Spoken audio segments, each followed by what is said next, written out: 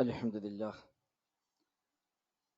نحمده ونستعينه ونؤمن به ونتوكل عليه ونعوذ بالله من شرور أنفسنا ومن سيئات أعمالنا من يهده الله فلا مضل له ومن يضلل فلا هادي له وأشهد أن لا إله إلا الله وحده لا شريك له وأشهد أن محمدا عبده ورسوله أرسله بالهدى ودين الحق ليظهره على الدين كله ولو كره المشركون اللهم صل على محمد وعلى آل محمد كما صليت على إبراهيم وعلى آل إبراهيم إنك حميد مجيد اللهم بارك على محمد وعلى آل محمد كما باركت على إبراهيم وعلى آل إبراهيم إنك حميد مجيد أما بعد فإن خير الكلام كلام الله وخير السنن سنن محمد صلى الله عليه وسلم وشر الأمور محدثاتها وكل محدثة بدعة وكل بدعة ضلالة وكل ضلالة في النار أعوذ بالله من الشيطان الرجيم بسم الله الرحمن الرحيم يا أيها الذين آمنوا اتقوا الله حق تقاته ولا تموتن إلا وأنتم مسلمون بسم الله الرحمن الرحيم وأن هذا صراطي مستقيما فاتبعوه ولا تتبعوا السبل فتفرق بكم عن سبيلي ذلكم وصاكم به تتقون വിശ്വാസികളെ റഹ്മാനായ റബ്ബ് സുബ്ഹാനഹു വ തആലയുടെ നിയമ നിർദ്ദേശങ്ങൾ കഴിവിന്റെ പരമാവധി ജീവിതത്തിൽ പാലിക്കുവാൻ പരിശ്രമിച്ചുകൊണ്ട് മുത്തഖീങ്ങളായി ജീവിക്കണേ എന്ന് പ്രത്യേകമായി ഓർമ്മപ്പെടുത്തുകയാണ്. അല്ലാഹു സുബ്ഹാനഹു വ തആല നമുക്കെല്ലാം തൗഫീഖ് പ്രദാനം ചെയ്യുമാറാവട്ടെ. ജീവിതത്തിന്റെ എല്ലാ മേഖലയും അല്ലാഹു സുബ്ഹാനഹു വ തആല ഖൈറും ബറക്കത്തുമെല്ലാം നമ്മിലെല്ലാം വർഷിക്കുമാറാവട്ടെ. ജീവിത അവസാനം വരെ റബ്ബിന്റെ മാർഗത്തിലായി ജീവിക്കുവാനും അവന്റെ ദീനിനു വേണ്ടി ഇഖ്ലാസോടെ സേവനങ്ങൾ ചെയ്യാനുമുള്ള തൗഫീഖ് നൽകി റബ്ബ് നമ്മയെല്ലാം അനുഗ്രഹിക്കുമാറാവട്ടെ. വിശുദ്ധ ഖുർആൻ സൂറത്തുൽ അൻആമിലെ 153-ാമത്തെ വചനമാണ് ഓതി വെച്ചത്. കഴിഞ്ഞ ആഴ്ചകളിൽ സൂചിപ്പിച്ചതുപോലെ രണ്ട് അടിസ്ഥാനങ്ങളിലാണ് ഇസ്ലാമിന്റെ മൊത്തം കാര്യങ്ങൾ സ്ഥാപിതമായത്. ഒന്ന്, റബ്ബിനെ മാത്രം ആരാധിക്കുക. രണ്ട്, റബ്ബ് നിശ്ചയിച്ച ഇബാദത്തുകൾ മാത്രം നിർവഹിക്കുക. അത് രണ്ടിന്റെയും പ്രാധാന്യവും അത് നിലനിർത്താൻ ആവശ്യമായ അധ്യാപനങ്ങളും ധാരാളമായി പ്രമാണങ്ങളിൽ വന്നത് നാം സൂചിപ്പിച്ചു. ഒന്നാമത്തെ ഭാഗം തൗഹീദാണ്, ലാ ഇലാഹ ഇല്ലല്ലാഹയുടെ പൂർത്തീകരണമാണ്. റബ്ബിനെ മാത്രം ആരാധിക്കുവാനും റബ്ബല്ലാത്തവരിലേക്ക് ആരാധന പോകാതിരിക്കാനുമായി അല്ലാഹു റസൂൽ നിശ്ചയിച്ച ഒട്ടനവധി അധ്യാപനങ്ങൾ, താക്കീതുകൾ കഴിഞ്ഞ ഖുതുബയിൽ നാം മനസ്സിലാക്കി. രണ്ടാമത്തെ ഭാഗം റബ്ബ് നിശ്ചയിച്ച ഇബാദത്തുകൾ മാത്രം ചെയ്യുക എന്നതാണ്. അഷ്ഹദു അന്ന മുഹമ്മദ് റസൂലുള്ളാഹി എന്ന രണ്ടാമത്തെ ഷഹാദയുടെ യഥാർത്ഥ ആശയത്തിന്റെ പൂർത്തീകരണമാണത്. അല്ലാഹു തആല പ്രവാചകൻ നിശ്ചയിച്ചത് തന്നെ എന്തൊക്കെ ഇബാദത്തുകൾ എപ്പോഴെല്ലാം ചെയ്യണമെന്ന് പഠിപ്പിക്കുവാനാണ്. ആ മുഹമ്മദ് നബി സല്ലല്ലാഹു അലൈഹി വസല്ലമ റസൂലാണ് എന്ന് അംഗീകരിക്കുന്നുവെങ്കിൽ, സാക്ഷ്യപ്പെടുത്തുന്നുവെങ്കിൽ അതിന്റെ തേട്ടമാണ് ആ റസൂൽ പഠിപ്പിച്ചത് മാത്രം ചെയ്യുക എന്നത്. റസൂൽ പഠിപ്പിച്ചതും ചെയ്യുന്നു, അല്ലാത്തതും ചെയ്യുന്നു എന്നാണെങ്കിൽ പിന്നെ മുഹമ്മദ് നബിയെ റസൂലായി ഞാൻ സ്വീകരിക്കുന്നുവെന്ന്, ഞാൻ സാക്ഷ്യം വഹിക്കുന്നുവെന്ന് പ്രഖ്യാപിക്കുന്നതിൽ എന്തർത്ഥമാണ് ഉള്ളത്? അതുകൊണ്ട് തന്നെ അതിൽ നിന്ന് വഴിമാറിപ്പോകുന്ന എല്ലാ മേഖലകളെയും റസൂലുള്ളാഹി സ്വല്ലല്ലാഹു അലൈഹി വസല്ലം തങ്ങൾ ധാരാളമായി താക്കീത് ചെയ്തതായി നമുക്ക് കാണാൻ സാധിക്കും. അവിടുത്തെ എല്ലാ ഖുത്ബയിലും എല്ലാ ഉപദേശങ്ങളിലും ആവർത്തിച്ച് നബി തങ്ങൾ പറയുന്ന പഠിപ്പിക്കുന്ന ഹദീസാണ് നമ്മളും സാധാരണ എല്ലാ ഖുത്ബയിലും ഉപയോഗിക്കുന്ന ഹദീസ്. ഖൈറുൽ കിതാബി കിതാബുല്ലാഹ്, കിതാബുൽ ഏറ്റവും ഖൈറായത് അല്ലാഹുവിന്റെ കിതാബാണ്. വഖൈറുൽ ഹദി ഹദിയു മുഹമ്മദിൻ സ്വല്ലല്ലാഹു അലൈഹി വസല്ലം, ചര്യകളിൽ ഏറ്റവും ഖൈറായ ചര്യ മുഹമ്മദ് നബിയുടെ ചര്യയുമാണ് സ്വല്ലല്ലാഹു അലൈഹി വസല്ലം. ശേഷം നബി തങ്ങൾ പറയും വശർറൽ ഉമൂരി മുഹ്ദസാതുഹാ, കാര്യങ്ങൾ ഏറ്റവും ദുഷിച്ചത്, ഏറ്റവും ശർറായത്, മോശമായത് മുഹ്ദസാതുഹാ, പുത്തനാചാരങ്ങളാണ്, പുതിയതായി ചേർക്കപ്പെടുന്ന കാര്യങ്ങളാണ്. വകുല്ല മുഹ്ദസത്തിൻ ബിദ്അ, അങ്ങനെ പുതിയതായി ചേർക്കപ്പെടുന്ന മുഴുവൻ കാര്യങ്ങളും ബിദ്അത്തുകളാണ്, അനാചാരങ്ങളാണ്. വകുല്ല ബിദ്അത്തിൻ ളലാല, എല്ലാ ബിദ്അത്തുകളും ളലാലത്തുമാണ്, വഴികേടുമാണ്. മറ്റൊരു റിപ്പോർട്ടിൽ വകുല്ലു ളലാലത്തിൻ ഫിന്നാർ, എല്ലാ ളലാലത്തുകളും വഴികേടിലുമാണ് എന്ന് നബി തങ്ങൾ ധാരാളമായി ഓർമ്മപ്പെടുത്തിയ 1000 തവണയെങ്കിലും അവിടുത്തെ നാവ് കൊണ്ട് പറഞ്ഞ ഒരു ഹദീസാണ് ഈ ഹദീസ്. എന്തിനാണ് ഈ ഹദീസ് സ്ഥിരമായി ഓർമ്മപ്പെടുത്തിയത്? നബി തങ്ങൾ എല്ലാ ഖുത്ബയിലും അതുണ്ട്, അവിടുത്തെ എല്ലാ ഉപദേശങ്ങളുടെയും തുടക്കത്തിൽ അതുണ്ട്. നബി തങ്ങൾ എപ്പോഴൊക്കെ ആളുകൾക്ക് മുമ്പിൽ എഴുന്നേറ്റ് നിന്ന് ഉത്ബോധനം നിർവഹിച്ചിട്ടുണ്ടോ അവിടെയെല്ലാം സാധാരണയായി നബി തങ്ങൾ ഓർമ്മിപ്പിക്കുന്ന ഹദീസാണിത്. എന്തിനാണ് ഈ ഹദീസ് ഇങ്ങനെ ഓർമ്മിപ്പിച്ചത്? ഇത് ഇസ്ലാമിന്റെ അടിസ്ഥാനമാണ്. മുൻഗാമികളായ പണ്ഡിതന്മാർ പറഞ്ഞു 4 ഹദീസുകളാണ് ഇസ്ലാമിന്റെ മൊത്തം ആശയം സ്ഥാപിതമായത് എന്നാണ്.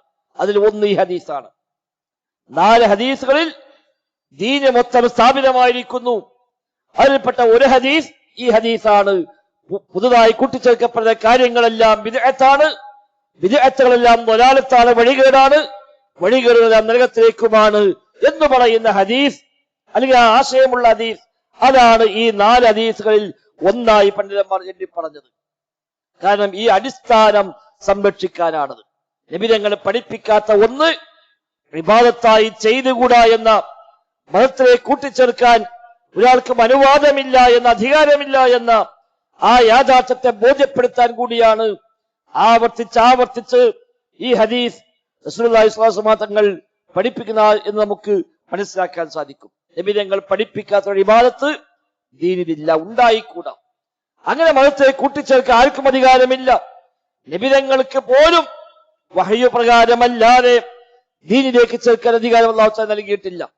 വലൗ തഖവ്വല അലൈനാ ബഅദൽ അഖാവീൽ ലഅഖദ്നാ മിൻഹു ബിൽ യമീൻ ثم لقطعنا منه الوتين فما منكم من أحد عنه حاجزين എന്ന് സൂറത്ത് ഹഖയിൽ 44 മുതലുള്ള ആയത്തുകളിൽ അല്ലാഹു തആല പരിചയപ്പെടുത്തി. നബി തങ്ങളെങ്ങാനും നമ്മുടെ പേരിൽ ചില വാക്കുകളെങ്കിലും സ്വന്തമുണ്ടാക്കി പറഞ്ഞാൽ, വഹ്യ് പ്രകാരമല്ലാതെ, പടച്ച റബ്ബിന്റെ കൽപ്പന പ്രകാരമല്ലാതെ സ്വന്തമായി കെട്ടിച്ചമച്ച് ചില വാക്കുകളെങ്കിലും പറഞ്ഞാൽ വലങ്കൈ കൊണ്ട് നാം പിടികൂടുകയും ജീവനാടിയെ മുറിച്ചു കളയുകയും ചെയ്യുമെന്നാണ് അല്ലാഹു സുബ്ഹാനഹു വ തആല താക്കീദിന്റെ സ്വരത്തിൽ വിശുദ്ധ ഖുർആനിൽ ആയത്തിറക്കിയത്. ലഅഖദ്നാ മിൻഹു ബിൽ യമീൻ, വലങ്കൈ കൊണ്ട് നാം പിടികൂടും. ثم لقطعنا منه الوتين, ശേഷം നബി തങ്ങളുടെ ജീവനാടിയെ മുറിച്ചു കളയും നാം. ഫമാ മിൻകും മിൻ അഹദിൻ അൻഹു ഹാജിസിൻ, നിങ്ങൾ ആർക്കും തന്നെ ആ നബിയെ സംരക്ഷിക്കാൻ സഹായിക്കാൻ ഒരാൾക്കും സാധ്യമല്ല. ആര് വിചാരിച്ചാലും രക്ഷപ്പെടുത്താനാവാത്ത വിധമുള്ള നടപടികൾ സ്വീകരിക്കുമെന്നാണ് റബ്ബ് സുബ്ഹാനഹു വ തആല താക്കീതായി നൽകുന്നത്. പ്രവാചകർക്ക് പോലും സ്വന്തമായി മതത്തിൽ കൂട്ടിച്ചേർക്കാൻ അധികാരമില്ല, അവകാശമില്ല, വഹയ്യു പ്രകാരമല്ലാതെ. അതുകൊണ്ടാണ് വഹി ലഭിച്ചിട്ടില്ലാത്ത കാര്യങ്ങളിൽ സ്വഹാബിമാർ വന്ന് സംശയം ചോദിക്കുമ്പോൾ നബി തങ്ങൾ പറയുന്ന മറുപടി ലാ അദ്രി, എനിക്കറിയില്ല എന്നായിരുന്നു. പല ചോദ്യങ്ങൾക്കും നബി തങ്ങൾ കൊടുത്ത മറുപടി കാണാം, ലാ അദ്രി, എനിക്കറിയില്ല. കാരണം വഹി വന്നിട്ടില്ല. പിന്നീട് വഹി വരുമ്പോൾ നബി തങ്ങൾ ആ ചോദ്യകർത്താവിനെ വിളിച്ചു വരുത്തും. എന്നിട്ടില്ല, നിങ്ങൾ അന്ന് ചോദിച്ച ചോദിച്ചില്ല, മറുപടി വന്നിരിക്കുന്നു എന്ന് പറഞ്ഞ് മറുപടി പറഞ്ഞു കൊടുക്കും. വിശുദ്ധ ഖുർആനിൽ പല സ്ഥലത്തും കാണാം വയസ്അലൂനക വയസ്അലൂനക എന്ന പ്രയോഗം. നബിയെ, നിങ്ങളോട് അവർ ചോദിക്കുന്നു. ഖുൽ, പറഞ്ഞു കൊടുക്കുക. ചോദ്യം നബിയോടാണെങ്കിലും ഉത്തരം പടച്ച റബ്ബാണ് നൽകുന്നത്. വയസ്അലൂനക, നബിയെ നിങ്ങളോട് ചോദിക്കുന്നു. അനിൽ അഹില്ല, ഹിലാലുകളെ പറ്റി ചോദിക്കുന്നു. ചന്ദ്രന്റെ ഈ മാറ്റങ്ങൾ, അതിന് വലിപ്പ വ്യത്യാസങ്ങൾ എന്തുകൊണ്ടാണ് അങ്ങനെ ഉണ്ടാകുന്നത് എന്ന് സ്വഹാബിമാർ ചോദിച്ചു. അല്ലാഹ് ആയത്തിറക്കി വയസ്അലൂനക അനിൽ അഹില്ല, ഖുൽ, പറഞ്ഞു കൊടുക്കുക. ഉത്തരം എങ്ങനെയാണ്? വയസ്അലുക അനിസ് സാഅ, ഖിയാമത്തിനെ പറ്റി നബിയെ അവർ ചോദിക്കുന്നു. പറഞ്ഞു കൊടുക്കൂ നബിയെ, ഇങ്ങനെയാണ് പറയേണ്ടത്. വയസ്അലുക അനിൽ മഹീദ്, ആർത്തവമുള്ള സ്ത്രീകൾ, ആർത്തവ സമയം, അതുമായി ബന്ധപ്പെട്ട നബിയെ അവർ ചോദിക്കുന്നു. ഖുൽ, പറഞ്ഞു കൊടുക്കുക. അവിടെയെല്ലാം ചോദ്യം നബിയോടാണെങ്കിലും ഉത്തരം പടച്ച റബ്ബിൽ നിന്നാണ്.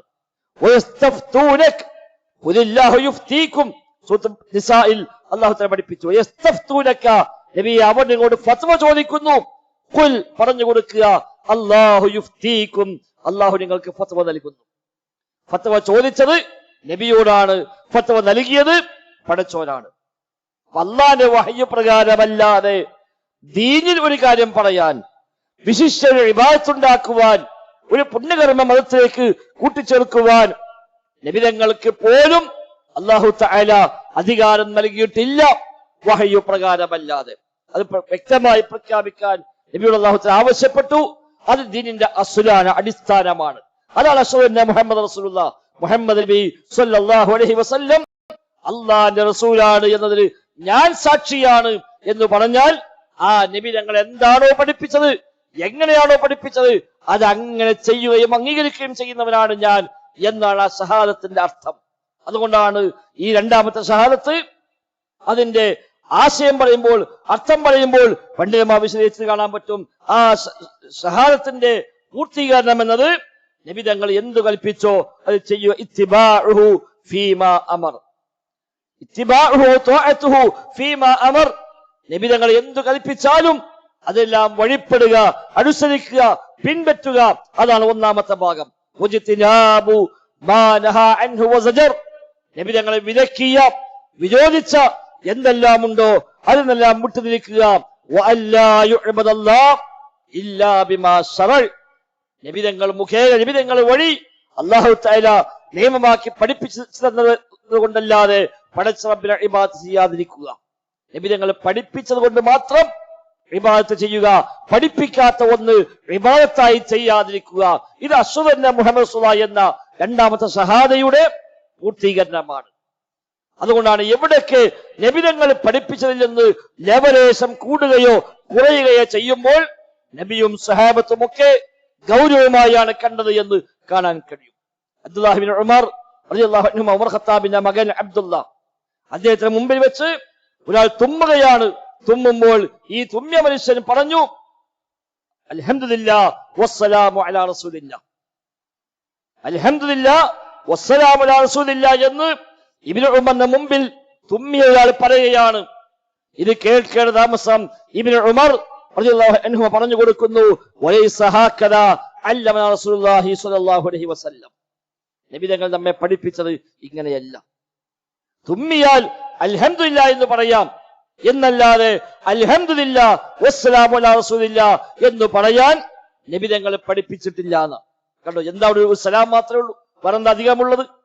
ആ അർത്ഥത്തിൽ തെറ്റില്ല, ആശയത്തിൽ തെറ്റില്ല. നബിയോട് സലാം പറഞ്ഞു എന്ന് മാത്രമേ ഉള്ളൂ. നബിക്ക് സ്വലാത്തും സലാമും ചെല്ലാൻ അല്ലാഹു ഖുർആനിൽ പഠിപ്പിച്ചതല്ലേ. സ്വല്ലു അലൈഹി വസല്ലിമു തസ്ലീമ എന്ന ആയത്തിലൂടെ, ഹദീസുകളിലൂടെ ആ നബിക്ക് വേണ്ടി സ്വലാത്തും സലാമും ചൊല്ലാൻ എത്രയാണ് പഠിപ്പിക്കപ്പെട്ടത്. പക്ഷേ തുമ്മിയാൽ ഒരു അൽഹംദുലില്ലാഹ് പറയുമ്പോൾ അവിടെ ഒരു വാചകം അധികമായി ചേർത്താൽ പോലും അത് പറ്റില്ല എന്നാണ് സ്വഹാബിമാർ തിരുത്തി കൊടുക്കുന്നത്. ഇബ്നു ഉമർ പറഞ്ഞു കൊടുക്കാണ്, ഇങ്ങനെയല്ല നബിതങ്ങൾ നമ്മളെ പഠിപ്പിച്ചത്.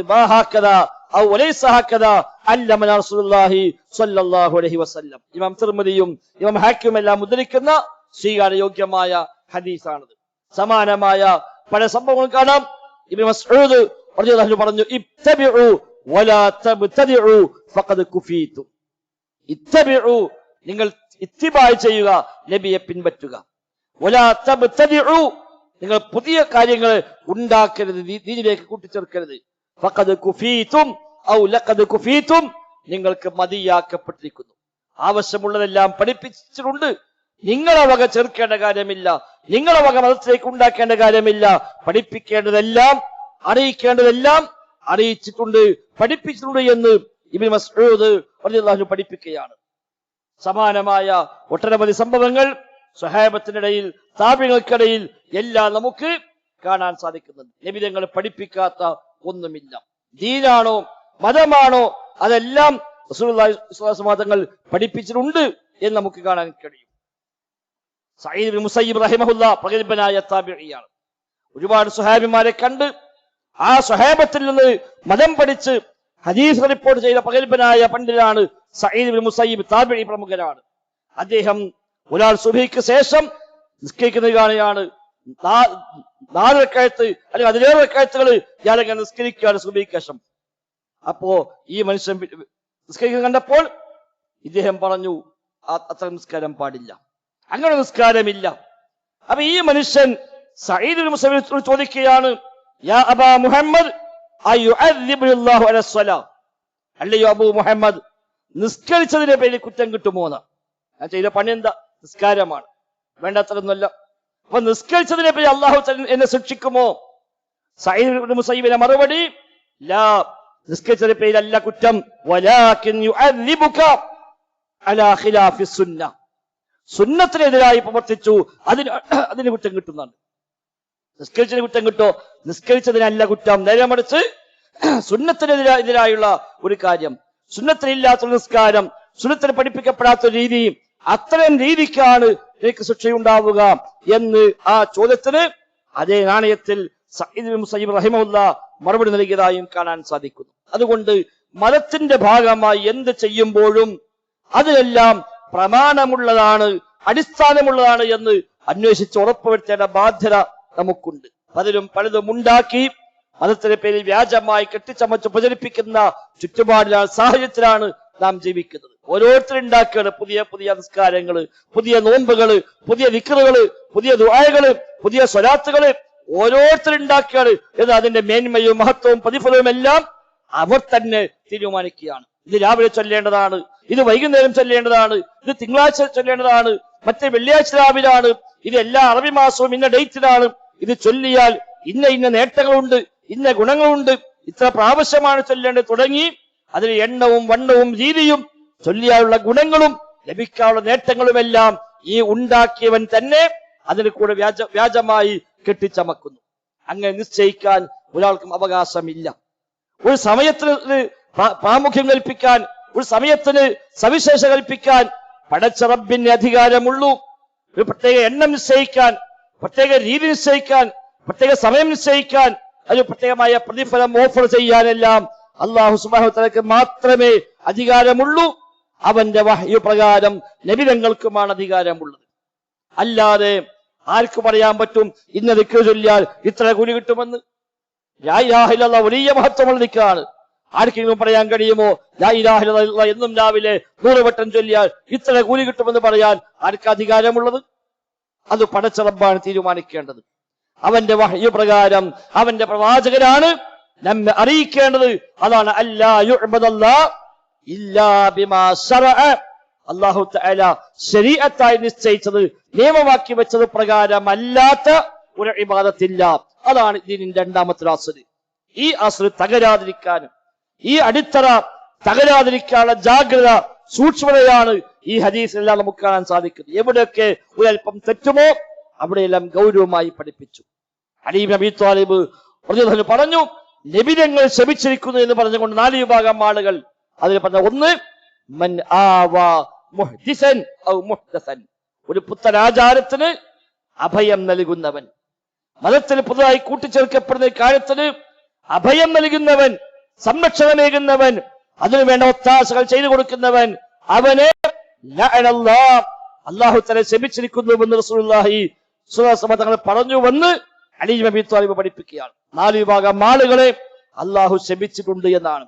അതിൽപ്പെട്ട ഒന്നാണ് ലഅനല്ലാഹു മൻ ആവാ മുഹ്ദസ, മതത്തിൽ പുതുതായി കൂട്ടിച്ചേർക്കപ്പെട്ട കാര്യം, ആ കാര്യത്തിന് അഭയം നൽകുന്നവൻ, അത് സംരക്ഷണമേകുന്നവൻ, അത് നിലനിർത്താനും സജീവമാക്കാനും വേണ്ടി അതിന് പണം നൽകി, അതിന് ഇടം നൽകി, അതിനു വേണ്ട ഒത്താശകൾ ചെയ്ത് അതിങ്ങനെ നാട്ടിൽ നിന്ന് കുറ്റിയെത്തി പോകാതിരിക്കാൻ വേണ്ട എല്ലാ സൗകര്യങ്ങളും ചെയ്തു വെക്കുന്ന മനുഷ്യനെ അല്ലാഹു തആല ശപിച്ചിരിക്കുന്നുവെന്നാണ്. മറ്റൊന്ന് പറഞ്ഞത് അല്ലാഹു മൻ ലഅന വാലിദൈഹി, മാതാപിതാക്കളെ ശപിക്കുന്നവനെ അല്ലാഹു ശപിച്ചിരിക്കുന്നു. സ്വന്തം ഉമ്മയെ സ്വന്തം ബാപ്പയെ ശപിക്കുന്നുവെങ്കിൽ അവന് പടച്ച റബ്ബിന്റെ ശാപമുണ്ട്. മറ്റൊന്ന് അല്ലാഹു മൻ ദബഹ ലിഗൈരില്ലാ, അല്ലാഹു അല്ലാത്തവർക്ക് വേണ്ടി മൃഗങ്ങളെ അറുക്കുന്നവനെ അല്ലാഹു ശപിച്ചിരിക്കുന്നുവെന്നാണ്. ബലിമൃഗങ്ങൾ, നേർച്ചമൃഗങ്ങൾ റബ്ബല്ലാത്തവർക്ക് വേണ്ടി അറുക്കുക, അത് മഹാന്മാർക്ക് വേണ്ടി ആയാലും ശരി, അമ്പിയാവിന് വേണ്ടി ആയാലും ശരി, അല്ലാത്തവർക്ക് വേണ്ടി ആയാലും ശരി, പതിനീങ്ങൾക്ക് വേണ്ടിയുള്ള അറവ് മുതൽ വ്യത്യസ്തമായ അറവുകൾ നമ്മുടെ നാട്ടിലുണ്ട്. ഇതെല്ലാം ഇതിന് ഉൾപ്പെടും.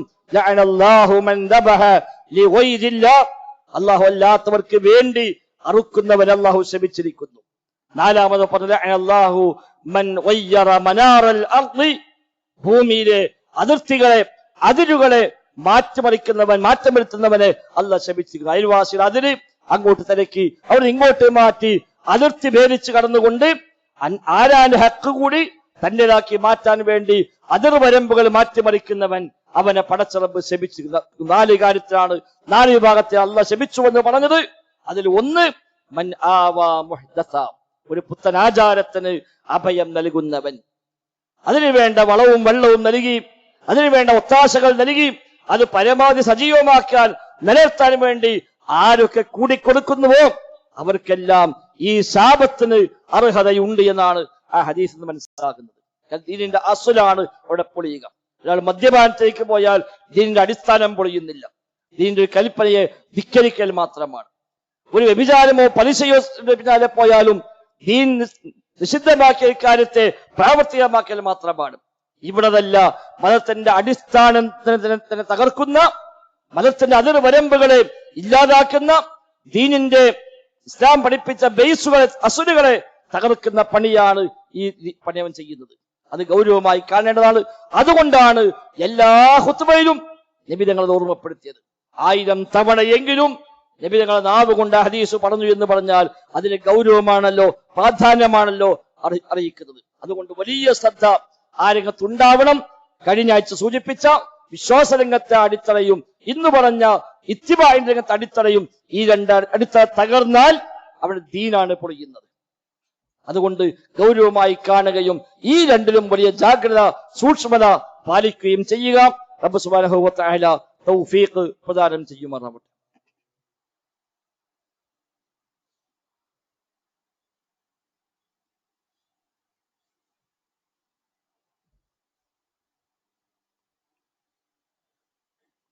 الحمد لله نحمده ونستعينه ونؤمن به ونتوكل عليه. اللهم صل على محمد وعلى آل محمد كما صليت على إبراهيم وعلى آل إبراهيم إنك حميد مجيد. സഹോദരങ്ങളെ, സഹോദരിമാരെ, റഹ്മാനായ റബ്ബിന്റെ കൽപ്പന നിർദ്ദേശങ്ങളെ കഴിവിന്റെ പരമാവധി ജീവിതത്തിൽ പാലിച്ചുകൊണ്ട് മുത്തഖീങ്ങളായി ജീവിക്കണം എന്ന് പ്രത്യേകമായി ഓർമ്മപ്പെടുത്തുകയാണ്. അല്ലാഹു സുബ്ഹാനഹു വ തആല തൗഫീഖ് പ്രദാനം ചെയ്യുമാറാവട്ടെ. നാം അടിസ്ഥാനമായി ഉൾക്കൊള്ളേണ്ട യാഥാർത്ഥ്യം, അല്ലാഹു തആല ഈ ദീന് പൂർത്തിയാക്കിയിട്ടുണ്ട്. ആ പൂർത്തിയാക്കിയ ദീനിനെ പൂർണ്ണമായി തന്നെ നബി തങ്ങൾ നമുക്ക് എത്തിച്ചു തന്നിട്ടുമുണ്ട് എന്നത് നാം മനസ്സുകൊണ്ട് ബോധ്യപ്പെടേണ്ടതുണ്ട്. ഇത് പൂർത്തിയാക്കാത്ത മതമല്ല അള്ളാഹു ഇവിടെ ഏൽപ്പിച്ചത്. അല്ലെങ്കിൽ അള്ളാഹു കൊടുത്ത വഹയെ പൂർണ്ണമായും പഠിപ്പിക്കാതെ നബി തങ്ങൾ പോയിട്ടില്ല. അൽയൗമ അക്മൽതു ലക്കും ദീനക്കും വഅത്മംതു അലൈക്കും നിഅമതി വറളീതു ലക്കുൽ ഇസ്ലാമ ദീന എന്ന ആയത്ത് നബി തങ്ങൾക്ക് അല്ലാഹ് ഹജ്ജത്തുൽ വിദായിൽ വെച്ചിറക്കിയതാണ്. നബി തങ്ങളുടെ 23 കൊല്ലത്തെ പ്രബോധന ജീവിതം അവസാനിക്കുന്നതിന് 3 മാസം മുമ്പ് ദുൽഹിജ്ജ 9 അറഫ മൈതാനിയിൽ 1,00,000 സ്വഹാബത്തിനെയും കൂട്ടി നബി തങ്ങൾ ഹജ്ജ് ചെയ്യുന്ന ആ സന്ദർഭത്തിലാണ് ഈ ആയത്തിറങ്ങിയത്. എല്ലാവരും അത് സാക്ഷികളാണ് ആയത്ത് അവതരിച്ചതിന്. മതം പൂർത്തിയാക്കി എന്നുള്ളത് സ്വകാര്യമായി വെച്ച കാര്യമല്ല എന്നർത്ഥം. എല്ലാവരുടെയും മുമ്പിൽ വെച്ച് പരസ്യമായി ഇറങ്ങിയ വചനമാണ് ഈ വചനം. അതുകൊണ്ടാണ് ഉമർ ഖത്താബിനോട് ജൂതൻ എന്ന് പറയുന്നുണ്ട്, നിങ്ങളുടെ കിതാബിലുള്ള ഒരു വചനം അതെങ്ങാനും ഞങ്ങളുടെ കിതാബിൽ ഉണ്ടായിരുന്നുവെങ്കിൽ അത് അവതരിച്ച ദിവസത്തെ ഞങ്ങൾ ഒരു പെരുന്നാളാക്കുമായിരുന്നതാണ്. ആ ആയത്തിറങ്ങിയ അന്ന് ഞങ്ങൾ ആഘോഷമാക്കുമായിരുന്നു. അത്ര വലിയൊരു ആശയമുള്ള വചനം നിങ്ങളുടെ കിതാബിലുണ്ട്. ഉമർ ഖത്താബ് വെച്ച് ഏതാണ് ആ വചനം? ആ ജൂതൻ പറഞ്ഞു, ഈ ഒരു ആയത്ത് അൽയൗമ അക്മൽതു ലക്കും ദീനക്കും, ദീന് പൂർത്തിയാക്കി എന്ന വചനം. ഉമർ ഖത്താബ് പറഞ്ഞു, ആയത്തിറങ്ങിയത് എന്താണ് എന്ന് ഞങ്ങൾക്കറിയാം, എപ്പോഴാണ് ഞങ്ങൾക്കറിയാം എന്ന് അദ്ദേഹം വിശദീകരിച്ചു. ദുൽഹിജ്ജ മാസം 9 അറഫ മൈതാനിയിൽ ഞങ്ങളും നബിയും ഒന്നിച്ചു നിൽക്കുന്ന ആ ഘട്ടത്തിലാണ് ഈ ആയത്തിറങ്ങിയത്. ആ ദിവസം ഞങ്ങൾക്ക് അല്ലെങ്കിൽ സവിശേഷതയുള്ള ദിവസമാണ്. ദുൽഹിജ്ജ 9 അറഫ ദിനമാണ്. അവിടെയാണ് ഈ ആയത്തിറങ്ങിയത്. അത് കഴിഞ്ഞ് 3 മാസമാണ് നബി തങ്ങൾ ജീവിച്ചത്. ദുൽഹിജ്ജ 9 ആയത്തിറങ്ങി, മുഹറം സഫർ റബീഉൽ അവ്വൽ 12 നബി തങ്ങൾ വഫാത്തായി. അപ്പൊ നബി തങ്ങളുടെ ജീവിതത്തിലെ ഏതാണ്ട് അവസാന സമയങ്ങളിൽ ഇറങ്ങിയ ആയത്താണ്. ദീന് പൂർത്തിയാക്കിയത്, എല്ലാം പഠിപ്പിച്ചു. ഇനി പഠിപ്പിക്കാൻ ബാക്കിയൊന്നുമില്ല, പഠിപ്പിക്കാത്ത ഒന്നുമില്ല. ഈ ആയത്തിറങ്ങി, സ്വഹാബത്ത് സന്തോഷിച്ചു. നബി തങ്ങൾ ചോദിച്ചു, ഇതാ മതം പൂർത്തിയായിരിക്കുന്നു, എനിക്ക് കിട്ടിയ എല്ലാ വഹയ്കളും ഞാൻ നിങ്ങൾ അറിയിച്ചിരിക്കുന്നു. അലാ ഹൽ ബല്ലഗതു, ഞാൻ നിങ്ങൾക്ക് എത്തിച്ചിട്ടില്ലേ എന്ന് ചോദിക്കുകയും, ബലാ യാ റസൂലല്ലാഹ്, അതേ നബിയെ താങ്കൾ എത്തിച്ചിരിക്കുന്നു, ഞങ്ങൾ സാക്ഷികളാണ് എന്ന് സ്വഹാബത്ത് പ്രഖ്യാപിക്കുകയും ചെയ്തപ്പോ നബി തങ്ങൾ റബ്ബിലേക്ക് കൈയുയർത്തിക്കൊണ്ട് പറഞ്ഞു, അല്ലാഹുമ്മ അശ്ഹദ്, അല്ലാഹുമ്മ അശ്ഹദ്, അല്ലാഹുമ്മ അശ്ഹദ്. അല്ലാഹുവേ നീ സാക്ഷി, നീ സാക്ഷി, നീ സാക്ഷി. നീ എന്നെ ഏൽപ്പിച്ച ദൗത്യമിത ഞാൻ നിർവഹിച്ചിരിക്കുന്നു. നീ തന്ന എല്ലാ വഹയുമിത കൈമാറിയിരിക്കുന്നു. അവർ അംഗീകരിച്ചു, അവർ സാക്ഷ്യം വഹിച്ചു. റബ്ബേ നീ അതിന് സാക്ഷിയാണ് എന്ന് പ്രഖ്യാപിച്ച് 3-ാം മാസം നബി തങ്ങൾ വഫാത്താവുകയാണ്. അതാണ് ദീനിന്റെ പ്രത്യേകത. ഇനി അതിലേക്ക് ഒരുത്തം വന്നിട്ട് എന്റെ വക കുറച്ച് കൂട്ടാന്ന് പറഞ്ഞാൽ എന്തർത്ഥമാണുള്ളത്?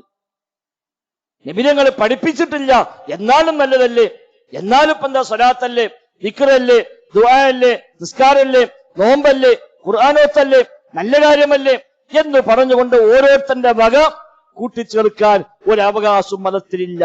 അതാണ് ഇത് പൂർണ്ണമാക്കി തന്നു. ഇസ്ലാമിനെ ദീനായി തൃപ്തിപ്പെട്ടില്ല തന്നിരിക്കുന്നു. ഇനി അതിലേക്ക് ഒരുത്തൻ കൂട്ടിച്ചേർക്കും. അതർത്ഥം എന്താ? ഒന്നുകിൽ നബി തങ്ങൾ പഠിപ്പിച്ചില്ലെങ്കിലും ഇത് നല്ല കാര്യമാണ്, അല്ലെങ്കിൽ നല്ല കാര്യമായിട്ടും നബി തങ്ങൾ പഠിപ്പിക്കാതെ പോയി. രണ്ടും അപകടമാണല്ലോ. ആ രണ്ടും അപകടമാണ്.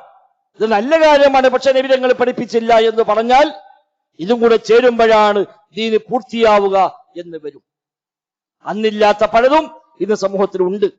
കുത്തുബിയ്യത്തായും മാലപ്പാട്ടായും മൗലിദായും ദിക്റായും ദുആയും സ്വലാത്തായും നിസ്കാരമായുമെല്ലാം നമ്മുടെ നാട്ടിൽ പുതിയതായി കടന്നു വന്ന ധാരാളം കാര്യങ്ങളുണ്ട്.